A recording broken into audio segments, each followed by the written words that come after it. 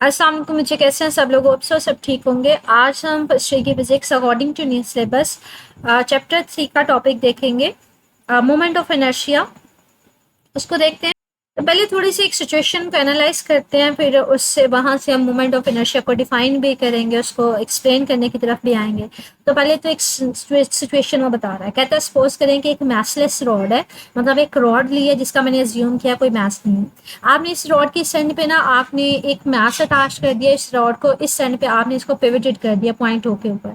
Point ओ के ऊपर pivoted करने का मतलब है इसको यहाँ पे फिक्स कर दिया। अब जब ये रोटेट करेगा तो इस पॉइंट के एक्सिस के अराउंड रोटेट कर सकता है। तो कहते हैं आपने पॉइंट ओ को पिवटेड कर दिया, और दूसरा हमने यहाँ पे ये अज्यूम किया कि यहाँ पे जब आपने उसको पिवटेड किया मतलब फिक्स किया, तो जब इसके अराउंड रोटेट करेगा तो किसी किस्म की फ्रिक्शन नहीं होगी। कहते हैं हम लोग अब सिस्टम जो लेंगे ना, हम लोग सिस्टम लेंगे हॉरिजॉन्टल प्लेन में, मतलब हॉरिजॉन्टल सर्कल लेंगे। ठीक है, हमारे पास दो तरह के सर्कल होते हैं, एक वर्टिकल सर्कल होते हैं, एक हॉरिजॉन्टल होता है। ये देखेंगे इसको घुमा रहा है तो ये यहाँ पे हमारे पास एक हॉरिजॉन्टल सर्कल है। ठीक है, अलोंग द एक्स एक्सिस वो हमारे पास जो इसकी मोशन है वो चेंज हो रही है। अगर आप वर्टिकल सर्कल की बात करें तो ये हमारे पास, ये देखें ये एक पर्सन है, ये बच्चा खड़ा है, ये इसको इस तरह से घुमा रहा है, तो ये हमारे पास एक वर्टिकल सर्कल है। तो कहते हैं आपने यहाँ पे कौन सा सर्कल लेना है, आपने यहाँ पे एक हॉरिजॉन्टल प्लेन में एक सर्कल कंसीडर करना है। उसमें आपके पास एक मैसलेस रॉड है जिसके साथ आपने एक ऑब्जेक्ट के ऊपर एक ऑब्जेक्ट इसके एंड के ऊपर अटैच किया। ये ऑब्जेक्ट जो है ये सर्कल में रोटेट कर रहा है। कहते हैं सपोज करें कि अब ये जो हमारे पास ये आपने जो सिचुएशन ली है, यहाँ पे ऑब्जेक्ट की ना हमारे पास एक्सेलरेटेड मोशन है। एक्सेलरेटेड मोशन का मतलब है इसकी स्पीड जो है वो कॉन्टिन्यूसली यहाँ पे चेंज हो रही है। कहते हैं आप क्या कर रहे हैं, यहाँ पे एक फोर्स अज्यूम कर रहे हैं जो इस रॉड के परपेंडिकुलर इसके ऊपर एक्ट कर रही है। अब अगर कोई भी किसी भी ऑब्जेक्ट के ऊपर रॉड के ऊपर यहाँ पे परपेंडिकुलर फोर्स लग रही है तो हमारे पास क्या होगा, वो क्या करेगी, इसकी मोशन को इसकी स्पीड को बढ़ा देगी। तो हम कहते हैं ये मोशन मेरे पास क्या है, एक्सेलरेटेड मोशन है। क्यों? क्योंकि उसकी स्पीड बढ़ती जाएगी। अब ये यहाँ पे इसके ऊपर अलोंग दी टेंजेंट जो है वो फोर्स एक्ट कर रही है। अब अलोंग दी टेंजेंट इसके ऊपर फोर्स लग रही है तो हमारे पास क्या होगा, अलोंग दी टेंजेंट उसका एक्सेलरेशन भी होगा। तो अब अगर आपने एक्सेलरेशन मालूम करना है कि वो कितना एक्सेलरेशन होगा, उसके मतलब किस तरह से एक्सेलरेट करेगा जब वो मूव कर रहा होगा अलोंग दी टेंजेंट, तो हमारे पास उसके लिए हम न्यूटन सेकंड लॉ को इस्तेमाल करेंगे, F is equal to M A. कि जब ऑब्जेक्ट जो है वो लॉन्ग दिस सर्कल उसके ऊपर कॉन्टिन्यूसली एक फोर्स लग रही है जो परपेंडिकुलर है उसके रेडियस ऑफ दिस सर्कल के, तो हमारे पास इस फोर्स की वजह से ना जो हमारे पास ऑब्जेक्ट है वो लॉन्ग दिस सर्कल रोटेट करेगा। हर पॉइंट पे बच्चे एक्सेलरेशन उसकी वेलोसिटी की डायरेक्शन चेंज होगी, क्योंकि लॉन्ग द टेंजेंट आपके पास एक्सेलरेशन या फोर्स लग रहा है और उसके अकॉर्डिंगली हमारे पास स्पीड भी उसकी चेंज हो सकती है। तो हम कहते हैं एक्सेलरेटेड मोशन होगी। अब कितना उसमें एक्सेलरेशन प्रोड्यूस होगा वो देखते हैं। न्यूटन सेकंड लॉ हम पढ़ते आए हैं, F is equal to M A. कहते हैं अब अगर हमारे पास फोर्स लग रही है तो इस फोर्स की वजह से हमारे पास जो ऑब्जेक्ट है वो सर्कल में रोटेट करेगा। अब फोर्स अलोंग दी टेंजेंट लग रही है 90 डिग्री एंगल के ऊपर है इस रेडियस के ऊपर, तो हमारे पास जो एक्सेलरेशन है वो भी अलोंग दी टेंजेंट होगा। तो टेंजेंट एक्सेलरेशन के अलोंग अगर हम इस फार्मूले को देखें तो इसको हम ले सकते हैं फोर्स अलोंग दी टेंजेंट, तो हमारे पास एक्सेलरेशन भी फिर हम कौन सा कंसीडर करेंगे, वो भी अलोंग दी टेंजेंट कंसीडर करेंगे। हमने एक रिलेशन पढ़ा था, रिलेशन बिटवीन दी लीनियर या tangential acceleration and the angular acceleration, तो वो हमने पढ़ा था a was equal to r alpha. ठीक है, ये एक्सेलरेशन था along the linear along the tangent और is equal to r alpha. अब जो ऑब्जेक्ट जो है वो सर्कल में मूव कर रहा है तो इसमें लीनियर या टेंजेंशियल एक्सेलरेशन लेना तो पॉसिबल नहीं है ना, कि ऑब्जेक्ट है आप अलोंग द टेंजेंट जो है अलोंग ए स्ट्रेट लाइन में एक्सेलरेशन लें। आपके लिए तो बेटर ऑप्शन नहीं है कि आप क्या लें, एंगुलर एक्सेलरेशन लें। तो यहाँ पे हम क्या करेंगे, टेंजेंशियल एक्सेलरेशन का फार्मूला लिख देंगे इन टर्म्स ऑफ एंगुलर एक्सेलरेशन। तो इस वैल्यू को यहाँ से उठा के यहाँ पे पुट कर देंगे तो F is equal to M r alpha आ जाएगा। अब ये देखिए ये एक ऑब्जेक्ट है जो रोटेट कर रहा है, जब इसके ऊपर फोर्स लग रही है तो हमने देखा कि वो अलोंग द सर्कल रोटेट कर रहा है। अब हम बात करते हैं जब भी ऑब्जेक्ट सर्कल में रोटेट करते हैं तो हम कहते हैं हर पॉइंट पे उसकी जो डायरेक्शन है वो टर्न हो रही है, यहाँ पे टर्न हो रही है इनसाइड, यहाँ पे टर्न हो रही है। वो लॉन्ग दी स्ट्रेट लाइन नहीं जा रहा, बल्कि हर पॉइंट पे क्या हो रहा है, उसकी जो डायरेक्शन है वो इनसाइड दी सर्कल या टूवर्ड्स दी सेंटर वो टर्न हो रही है। हर पॉइंट पे डायरेक्शन जो है वो चेंज हो रही है, तो इसका मतलब है टर्निंग इफेक्ट आ रहा है हर पॉइंट पे। तो जब भी ऑब्जेक्ट सर्कल में मूव करते हैं तो बच्चे वहां पे फोर्स को लेना अप्रोप्रिएट नहीं होता, बल्कि वहां पे हम टॉर्क को डिस्कस कर रहे होते हैं। हम लोग टर्निंग इफेक्ट ऑफ फोर्स देख रहे होते हैं कि हर पॉइंट पे फोर्स जो है उसकी डायरेक्शन चेंज हो रही है टेंजेंशियल फोर्स की। तो आपने इस एक्सप्रेशन को थोड़ा सा रीराइट करना है कि आपके पास फोर्स ना आए बल्कि एक्सेलरेशन आए। तो कहते हैं क्या करें, आपने टर्निंग इफेक्ट की फॉर्म में फार्मूला लिखेंगे कि तो इसके लिए कैसे होगा कि आप इस इक्वेशन को दोनों साइड्स के ऊपर ना आप इसको आर से मल्टीप्लाई कर दें। जब आर से मल्टीप्लाई करेंगे तो ये क्या आ जाएगा, ये R F is equal to हमारे पास एम आर स्क्वायर, यहाँ पे आर एक मजीद अपेयर हो जाएगा, यहाँ पे मजीद अपेयर होगा तो एम आर स्क्वायर अल्फा आ जाएगा। तो ये इक्वेशन आ जाएगी R F is equal to M R square. बच्चे आर एफ क्या है, ये आर क्या था, सेंटर से लेके वो पॉइंट जहां तक फोर्स लग रही है ये यहाँ तक का डिस्टेंस है, इसको मोमेंट आर्म भी बोलते हैं। तो ये आर हमारे पास था distance from the axis of rotation to the point of application of force, के जहाँ से सेंटर से लेके वो पॉइंट जहाँ पे फोर्स लग रही है वहां तक का डिस्टेंस है, ठीक है। तो इसको हम लोग मोमेंट आर्म भी कहते हैं और ये फोर्स का प्रोडक्ट है और ये हमने पढ़ा हुआ है ये टॉर्क के इक्वल होता है। तो आप इसकी जगह सिंपली टॉर्क लिख लेंगे, टॉर्क इक्वल टू आ जाएगा एम आर स्क्वायर अल्फा। तो ये टॉर्क का फार्मूला है जब ऑब्जेक्ट जो है वो सर्कल में रोटेट कर रहा है। आपने इसको ड्राइव कहाँ से किया था, आपने बेसिकली इसको ड्राइव किया था Newton second law, F is equal to M में। तो लीनियर सिचुएशन में जो न्यूटन सेकंड लॉ होता है वो होता है F is equal to M में, लेकिन जब आपने उसको सर्कुलर में देखा तो आपने इस फार्मूले से ड्राइव किया torque is equal to M R square alpha. मतलब ये हम कह सकते हैं कि ये न्यूटन सेकंड लॉ है, लेकिन कब, जब ऑब्जेक्ट जो है वो सर्कल में मूव करता है। तो ये न्यूटन सेकंड लॉ है in terms of rotational motion. तो हम कहते हैं ये फार्मूला बेसिकली रोटेशनल एनालॉग है न्यूटन सेकंड लॉ का। लीनियर में आप न्यूटन सेकंड लॉ क्या पढ़ते हैं, F is equal to M में पढ़ते हैं। आप रोटेशनल में क्या पढ़ते हैं, M are square alpha, torque is equal to M R square alpha. अब इन दोनों क्वेश्चन को कंपेयर करवाएंगे, कैसे कंपेयर करवाएंगे वो देखते हैं। एक क्वेश्चन है F is equal to M में और दूसरी क्वेश्चन है torque is equal to M R square alpha. अच्छा ये याद रखिएगा, ये हमारे पास लीनियर सिचुएशन में न्यूटन सेकंड लॉ है और ये रोटेशनल में न्यूटन सेकंड लॉ है, क्योंकि हमने लीनियर से ही इसको ड्राइव किया और स्पेसिफाई हमने कौन सी सिचुएशन की थी कि जब ऑब्जेक्ट है वो सर्कल में मूव कर रहा है। तो हमारे पास उस सिचुएशन में हम कहते हैं ये रोटेशन एनालॉग है न्यूटन सेकंड लॉ का। तो आपने ना ये वाली लाइन लास्ट में याद रखनी है कि ये रोटेशन एनालॉग है न्यूटन सेकंड लॉ का। लीनियर में आप Newton second law is equal to M में पढ़ते हैं और रोटेशन में हमने इससे यहाँ से इसको ड्राइव किया, ये हमारे पास होता है torque is equal to M R square. तो कहते हैं इन दोनों क्वेश्चन का कंपैरिजन करवाएं तो लीनियर में क्या चीज़ डिस्कस करते हैं, एंगुलर में क्या देखते हैं वो देखते हैं। जी लीनियर में जो होता है ना हमारे पास फोर्स होता है, एंगुलर में हमारे पास टॉर्क होता है। तो torque is the rotational analogue of force, मतलब रोटेशनल में टॉर्क लेते हैं, लीनियर में फोर्स लेते हैं। तो लीनियर सिचुएशन का हम लोग फोर्स को रिप्लेस करवा देते हैं टॉर्क के साथ। अब ये देखिए यहाँ पे मैस है और यहाँ पे क्या है, एम आर स्क्वायर है, मतलब यहाँ पे मैस होता है और यहाँ पे M are square. M are square जो होता है ये बेसिकली मोमेंट ऑफ इनर्शिया है। तो यहाँ पे कहते हैं एम आर स्क्वायर, ये हमारे पास एक नई टर्म इंट्रोड्यूस हो रही है, ये क्या है, ये हमारे पास मोमेंट ऑफ इनर्शिया है। लीनियर सिचुएशन में, लीनियर में जब ऑब्जेक्ट अलोंग स्ट्रेट लाइन जा रहा होता है तो वहाँ पे जो मैस रोल प्ले कर रहा होता है, एंगुलर में वही रोल जो है वो मोमेंट ऑफ इनर्शिया प्ले कर रहा होता है। कि आपने मैस देखना है कि सेंटर से कितनी दूर है, तो वो हमारे पास एम आर स्क्वायर होगा, मतलब मोमेंट ऑफ इनर्शिया होगा। तो कहते हैं ये हमारे पास मोमेंट ऑफ इनर्शिया, इसको आई से रिप्रेजेंट करते हैं। तो मोमेंट ऑफ इनर्शिया याद रखिएगा, कंपैरिजन से पता चला लीनियर में मैस होता है, एंगुलर में एम आर स्क्वायर होता है, मतलब मोमेंट ऑफ इनर्शिया होता है। तो कहते हैं जो रोल हमारे पास लीनियर में मैस का होता है वही एंगुलर में मोमेंट ऑफ इनर्शिया का होता है। तो ये लाइन लाजमी याद रखिएगा क्योंकि ये शॉर्ट क्वेश्चन आ जाता है। मोमेंट ऑफ इनर्शिया इंपॉर्टेंट क्यों है, कहते हैं जो रोल आपके पास मैस लीनियर मोशन में प्ले कर रहा होता है कि वही आपके पास रोल किसका होता है, मोमेंट ऑफ इनर्शिया का होता है, किसमें, एंगुलर में। ठीक है, तो यहाँ पे यही चीज़ है कि लेकिन मोमेंट ऑफ इनर्शिया में हमारा सिर्फ और सिर्फ मैस नहीं होता बल्कि हमारे पास वो डिस्टेंस के ऊपर भी डिपेंड कर रहा होता है। तो वो मैस के ऊपर भी डिपेंड करेगा, आर स्क्वायर के ऊपर भी। तो इन शॉर्ट याद रखिएगा, लीनियर में हम लोग मैस को देखते हैं और रोटेशनल में हम लोग मैस की जगह मोमेंट ऑफ इनर्शिया देखते हैं। तो जो मैस का रोल लीनियर में होता है उतना ही वही हमारे पास रोटेशनल में मोमेंट ऑफ इनर्शिया का होता है। आगे हमारे पास लीनियर में आप लीनियर एक्सेलरेशन देखते हैं और एंगुलर में हमारे पास एंगुलर एक्सेलरेशन देखा जाता है। तो ये टॉपिक यहाँ तक एंड हो गया जिसमें हमने मोमेंट ऑफ इनर्शिया को, लास्ट एक्सप्रेशन हमने मोमेंट ऑफ इनर्शिया को वहां से डिफाइन किया कि आपने सिंपली न्यूटन सेकंड लॉ लिया, वहां से आपने कहा अगर रोटेशन में देखोगे तो न्यूटन सेकंड लॉ किस में देखा जा सकता है, वो torque is equal to M R square alpha आ जाएगा। ठीक है, तो ये इंपॉर्टेंट है, ये शॉर्ट क्वेश्चन आ जाता है, ये लॉन्ग क्वेश्चन में भी आ जाता है। What is derive the rotation analogue of Newton second law. तो आपने इस फार्मूले से इस फार्मूले को ड्राइव करना होता है। ठीक है, ड्राइव करते हुए वहां से हमने एक नई क्वांटिटी इंट्रोड्यूस करवाई मोमेंट ऑफ इनर्शिया की, कि जो लीनियर में मैस रोल प्ले करता है, एंगुलर में वही मोमेंट ऑफ इनर्शिया प्ले करता है। ठीक है, ये एक ऑब्जेक्ट के केस में था, सिर्फ एक सिंगल ऑब्जेक्ट के केस। आगे कहते हैं अगर आप एक ऑब्जेक्ट ना लें बल्कि एक रिजिड बॉडी लें। रिजिड बॉडी मैंने आपसे कहा था एक ऐसी बॉडी होती है जो सॉलिड बॉडी होती है, जिसके हमारे पास अगर फॉर एग्जाम्पल कोई रिजिड बॉडी है, rigid body usually solid body को कहते हैं। दूसरी बात की नंबर ऑफ पार्टिकल से मिलकर बनी होती है। तीसरी बात अगर इसके ऊपर फोर्स लगा हो ना तो इसकी शेप वगैरह चेंज नहीं होती, तो उसको रिजिड बॉडी कहते हैं। कहते हैं इस केस में अगर मैं बात करूं कि एक ऑब्जेक्ट के लिए मैं मोमेंट ऑफ इनर्शिया ना देखना चाहूं बल्कि एक रिजिड बॉडी ले लूं जिसमें नंबर ऑफ पार्टिकल्स है, नंबर ऑफ मैसेज है, इन सब के लिए ओवरऑल मैं मोमेंट ऑफ इनर्शिया देखना चाहूं तो कैसे देखेंगे, या इसके लिए second Newton second law in terms of rotation motion देखना चाहूं तो उसको कैसे फाइंड आउट करेंगे। तो कहते हैं सपोज करें आपने एक रिजिड बॉडी ली है, उसको मैंने क्या किया, एक यहाँ पे पॉइंट ओ के ऊपर ना मैंने इसको फिक्स कर दिया, मतलब पिवटेड कर दिया।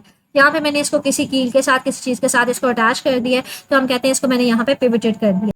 अब अगर ये रोटेट करेगा तो बच्चे ये क्या करेगा, इसी पॉइंट ओ के इर्द गिर्द, इसी पॉइंट फिक्स यहाँ पे फिक्स होगा, इसके अराउंड रोटेट करेगा हमारा।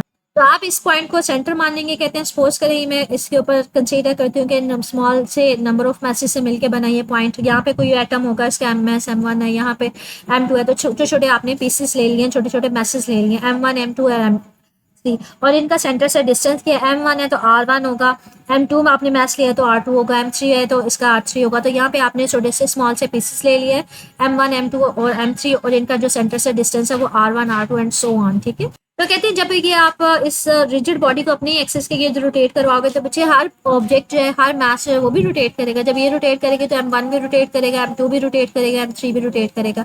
तो हर एक बॉडी, हर एक पॉइंट जो है, हर एक मास जो छोटे छोटे आपने इसके अंदर पार्टिकल्स कंसीडर किए हैं वो भी रोटेट करेंगे। तो हमने ये पढ़ा इससे प्रीवियस टॉपिक में मोमेंट ऑफ इनर्शिया में कि जब भी कोई ऑब्जेक्ट जो है वो सर्कल में रोटेट करता है तो उसका कुछ ना कुछ टॉर्क होता है। टॉर्क के लिए हमने फार्मूला क्या निकाला था, mr² अल्फा। तो अब अगर ये रोटेट करिए तो हर मास में टॉर्क होगा। अगर ये मैथ्स वन, सबसे पहले मैं मैथ्स वन को लेती हूँ तो इसका टॉर्क क्या होगा, M r² अल्फा होता है। तो बच्चे फर्स्ट के लिए तो मैं इसको टॉर्क 1 कह देती हूँ, मैथ्स M1 है, डिस्टेंस को R1 बोला है, तो इसको अगर ये ट्रेड करे एंगुलर एक्सेलरेशन के साथ तो इसका एंगुलर एक्सेलरेशन अल्फा 1 आ जाएगा। इसी तरह से M2 है तो इसके लिए मेरे पास टॉर्क क्या आ जाएगा, M2 R2 का स्केयर अल्फा 2। M3 क्या आ जाएगा, उसी तरह से M3 R3 का स्केयर अल्फा 3, और इसी तरह से टॉर्क। अब आपने टोटल मालूम करना है तो इन सारे टॉक्स को क्या करेंगे, ऐड कर देंगे छोटे छोटे मैसेज के। तो ये देखिए फर्स्ट टॉक को ऐड किया +2, सेकंड को +3 को। यहाँ पे ना उसने एक छोटी सी एजम्पशन ली है, उसने कहा है कि ये जो रिजिड बॉडी जो है ना ये एक्सेलरेट रोटेट कर रही है एंगुलर एक्सेलरेशन के साथ। अब इनका सबका जो एक्सिस ऑफ रोटेशन है वो तो सेम है, वो तो चेंज नहीं हो रहा। तो हमने कहा था अगर एक्सिस ऑफ रोटेशन चेंज नहीं होता तो एंगुलर एक्सेलरेशन जो है वो सेम रहता है। तो हर पार्टिकल के लिए एंगुलर एक्सेलरेशन सेम रहेगा। तो यहाँ पे हम एक अजम्पशन ले रहे हैं कि सबके लिए चाहे M1 है, चाहे M2 है, चाहे M3 है, चाहे M4 है, सबका एंगुलर एक्सेलरेशन सेम होगा क्योंकि सबका एक्सिस ऑफ रोटेशन सेम है। तो alpha 1 is equal to alpha 2 is equal to alpha 3, सबके साथ आप क्या लिख लें, सबकी जगह अल्फा प्लेस कर दें।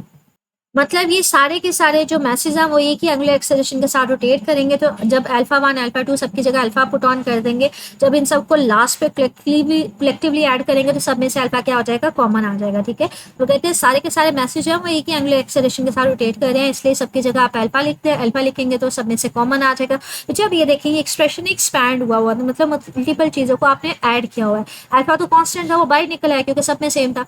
अब यहाँ पे मैथ्स भी चेंज हो रहा है सबका, और यहाँ पे ये देखें हर मैथ्स का जो सेंटर से डिस्टेंस है वो भी डिफरेंट है, किसी का ज्यादा है किसी का कम है। तो ये सारी चीजें जो है ऐड हो रही हैं। अब इस तरह के जब लंबा चौड़ा एक्सप्रेशन होता है, जब चीजें ऐड हो रही होती हैं तो उसको हम लोग एक शॉर्ट फॉर्म में सिंपल से फार्मूले में लिख देते हैं, उसको हम कहते हैं समेशन। आपने कुछ इसको समेशन वर्ड पढ़ते होंगे, कुछ इसको सिग्मा पढ़ते होंगे। मतलब इसका मतलब होता है कि ज्यादा जो चीजें कहीं पे ऐड हो रही हैं उसको लिखा जाए।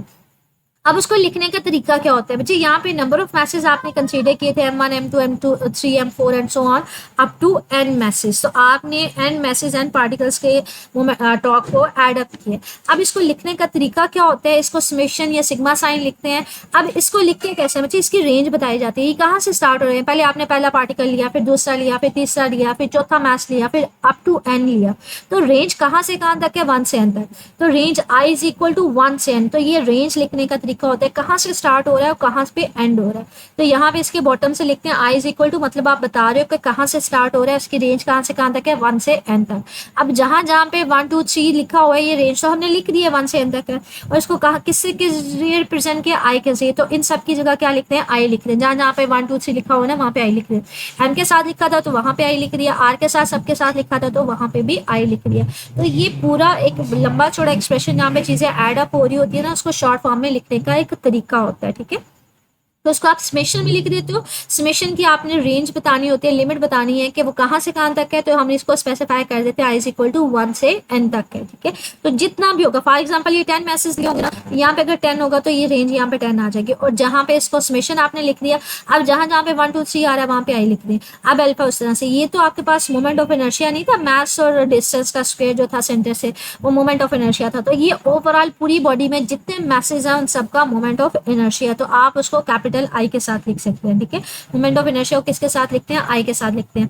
तो यहाँ पे ये कह रहा है कि आई जो है मोमेंट ऑफ इनर्शिया, और इसको एक्सप्रेस कैसे किया गया है, ये ओवरऑल मोमेंट ऑफ इनर्शिया बच्चे हमारे पास होता है क्या है, ये मोमेंट ऑफ इनर्शिया अभी हमने पढ़ा है वो प्रोडक्ट होता है मास का और डिस्टेंस ऑफ स्क्वायर होता है फ्रॉम दी सेंटर या एक्सिस ऑफ रोटेशन, ठीक है।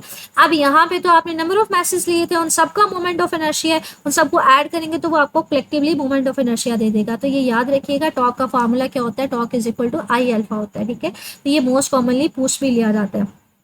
टॉर्क इज इक्वल टू, अभी तक तो हम लोग product of force and movement arm पढ़ते आए हैं, तो यहाँ पे टॉर्क हमने सर्कुलर मोशन में एक चीज़ पढ़ी है कि ये हमारे पास एक और फार्मूला आई अल्फा के इक्वल आ जाता है। तो ये आज का टॉपिक लॉन्ग क्वेश्चन है, इंपॉर्टेंट लॉन्ग क्वेश्चन है, उसको देख लेते हैं।